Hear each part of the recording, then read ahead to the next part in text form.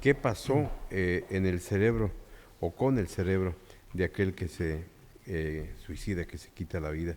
El doctor es médico cirujano, especialista en medicina regenerativa y bioresonancia.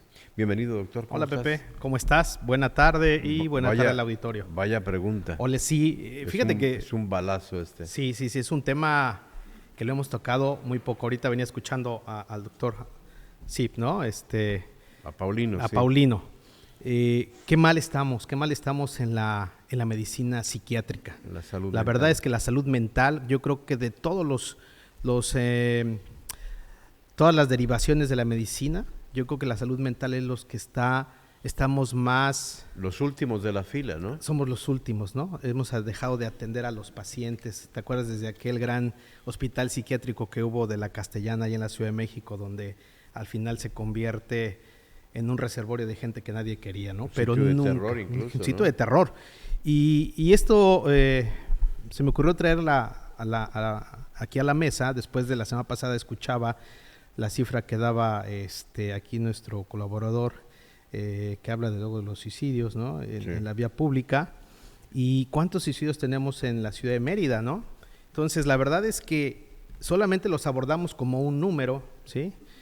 Solamente anunciamos cuántos hay aquí, a veces cuántos en la Ciudad de México, pero, por ejemplo, José Luis, se dice que a nivel mundial hay 7,000 suicidios cada año, 700,000 suicidios cada año.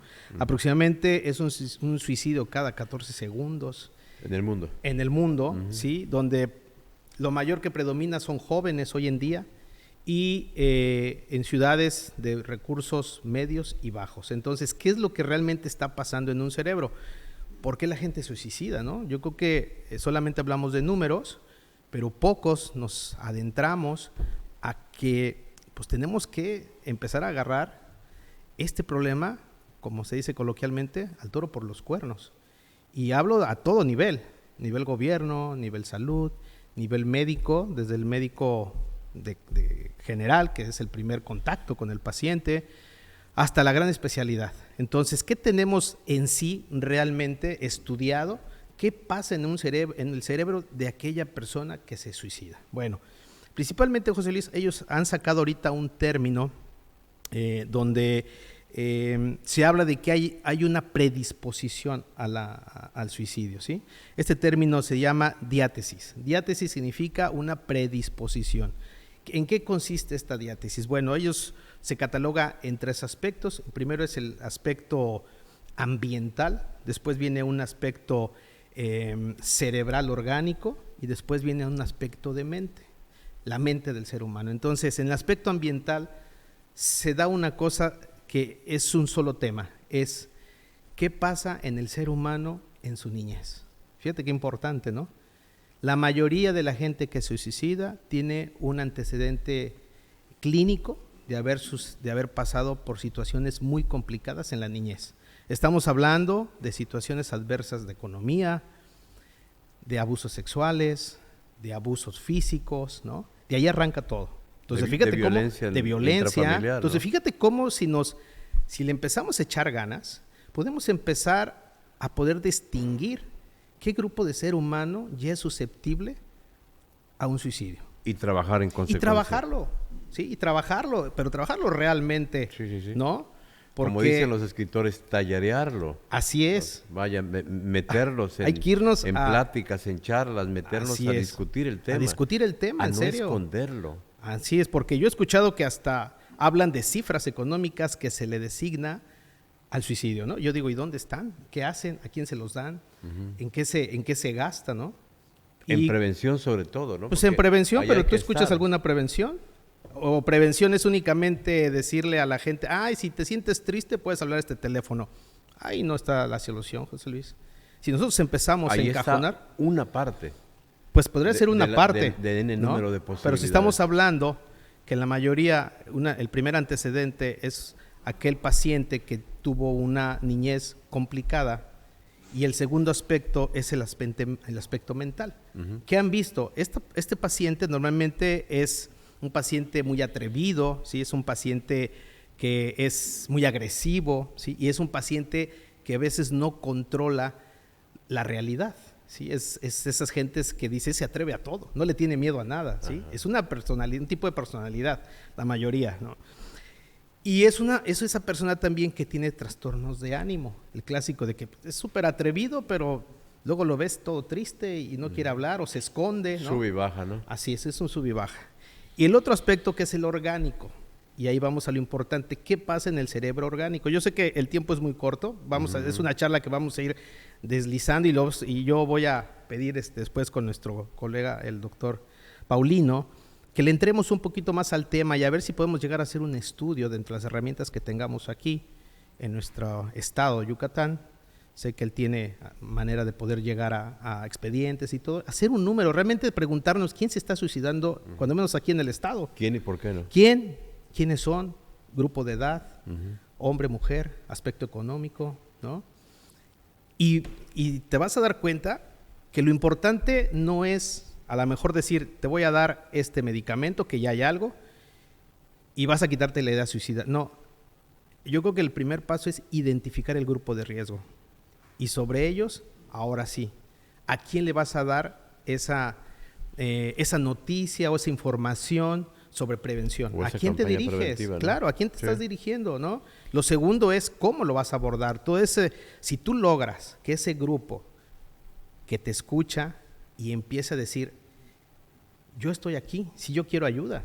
Ahora la segunda pregunta es, ¿cómo le vas a ayudar? ¿Cómo abrirlos para que así es cuenten pues su porque historia, al final, ¿no? Efectivamente, esa niñez que tú, la mayoría, es una niñez difícil.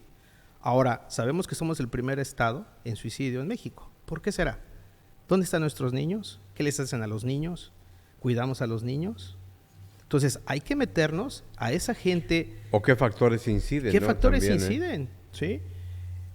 Entonces es un tema complicado porque encierra mucho y a lo mejor nos vamos a encontrar con situaciones muy... Incluso con el tema del tabú, entre claro. más lo dicen, más ocurre. Más ocurre, luego no, dicen, imagínate. No, no es cierto, eso ya quedó eliminado. Eso ¿no? queda eliminado, o sea, ya tenemos una manera de identificar un grupo de riesgo con un antecedente clínico, con un antecedente en sintomatología y nos vamos a lo último, a lo orgánico.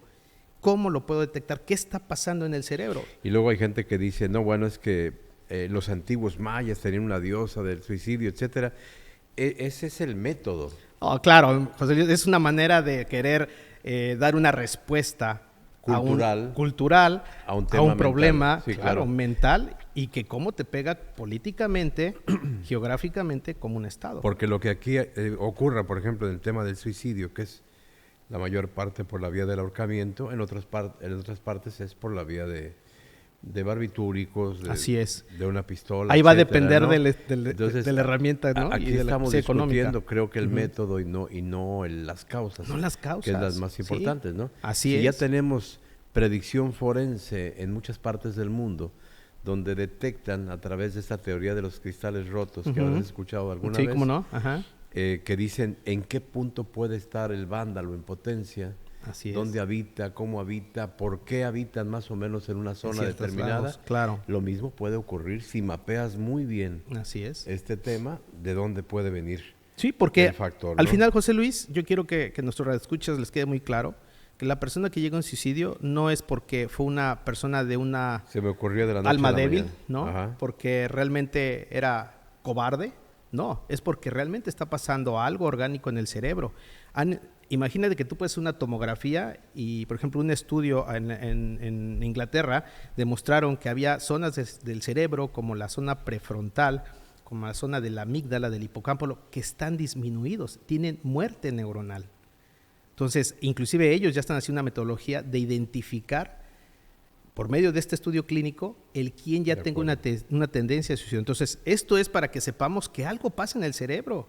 No es solamente porque de pequeño tuvo un problema, no aguantó, no supo ser fuerte y bueno, pues qué cobarde que se quitó la vida. No, usted tiene algo orgánico muy importante que yo creo que si buscamos primero, antes que nada, la solución de dónde prevenir, a qué grupo buscar, qué grupo etario, ¿no? A nivel económico, a nivel social. José Luis, hay gente muy famosa que se suicida. ¿Tú te acuerdas de alguno rápidamente? Sí, Robin Williams. Por ejemplo, y el pintor, Van Gogh. Sí. Y el torero, se me fue el nombre, un torero de Tlaxcala, también que se suicidó, ahorita me acuerdo. Pero bueno, hay personalidades. Silverio ¿sí? Pérez. Manolo, bueno, X. Ajá. Pero Está su vaya. hijo toreando, su hijo torea ahorita. Sí. Sí. Bueno, pues el papá de él. El papá de él, ahorita la siguiente nos acordamos. Entonces, hay un gran, para que veas que no es solamente de la gente clase baja. ¿Qué pasó en esos personajes? ¿Cómo fue su niñez? ¿No? Sí. De Van Gogh sí sabemos un poquito cómo fue su niñez. No, pero, y tampoco la niñez per se es la que te acompaña para tomar esta Así determinación. es, ¿no? Imagínate, ¿no? Hay gente que viene de hogares disfuncionales y tiene una triunfa. vida exitosa, y hay gente Así que es. tuvo todo en la vida para triunfar y está deprimida, ¿no? Entonces, así es. Por eso este ¿cómo? estudio se me hizo muy interesante porque dice, no solamente es el que tengas una niñez con dificultad, hay un ambiente mental y un ambiente orgánico. Entonces, si tú buscas dentro de ese grupo gente que cumpla un factor dentro de esos 3 criterios, dices, este paciente es de alto riesgo. Entonces, vamos a trabajar a nivel preventivo. Y hay muchas cosas que hacer en forma preventiva, pero bueno, vamos a trabajar esta plática la siguiente semana, José Luis, porque tenemos mucha tela de donde cortar. A ver si podemos hacer algo importante y poder ser, pues por medio de esta voz, un factor de tomarle más importancia a este tema, ¿no? Doctor Edgar Ahumada, muchas gracias. Muy bien, José Luis, buena tarde al auditorio. Médico cirujano, especialista en medicina regenerativa.